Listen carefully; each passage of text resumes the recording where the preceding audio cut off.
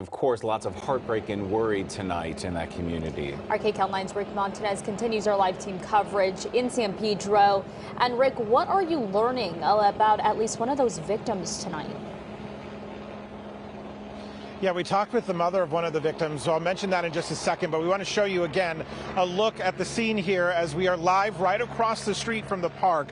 This is a very large park with a lot of neighborhoods around here, so of course there were a lot of people who heard what happened. A few hours ago, though, I spoke with a woman outside of the crime scene here who feared her adoptive son may have been hurt. Well, she texted me a short time ago to confirm that he died in the shooting.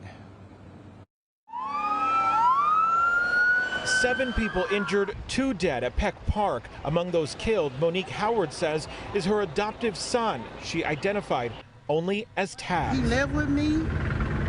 I took care of him. She rushed to the park as people hurried away from the mass shooting scene. They was shooting. She said her other son was nearby. He wasn't hurt. They was moving.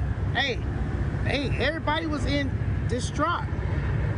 I don't know how to tell you anything otherwise. All around the large crime scene, neighbors came out to watch the investigation. Some say the park is known to have problems, but nothing this violent. Yeah, somewhat surprised. You're always surprised when it's your neighborhood. Charlie Peterson and Dorothy Ridley just arrived from San Diego, checking into their hotel when the shooter opened fire. We heard all the sirens and the helicopters and everything, and I'm horrified, of course. It's surprising that it happens this close to us. We usually see it on the news, but I'm never right across the street from where we're staying. As the police investigation continues into this deadly shooting in a crowded park, Monique Howard says she's frustrated by the violence. Today, we need to do better. That's it. We need to do better. So in talking with the neighbors, we asked about those car shows. They say they see really large car shows quite often in the area, whether they are in the park or in shopping centers around here. But they say for the most part, they don't see many problems aside from just how big the crowds are.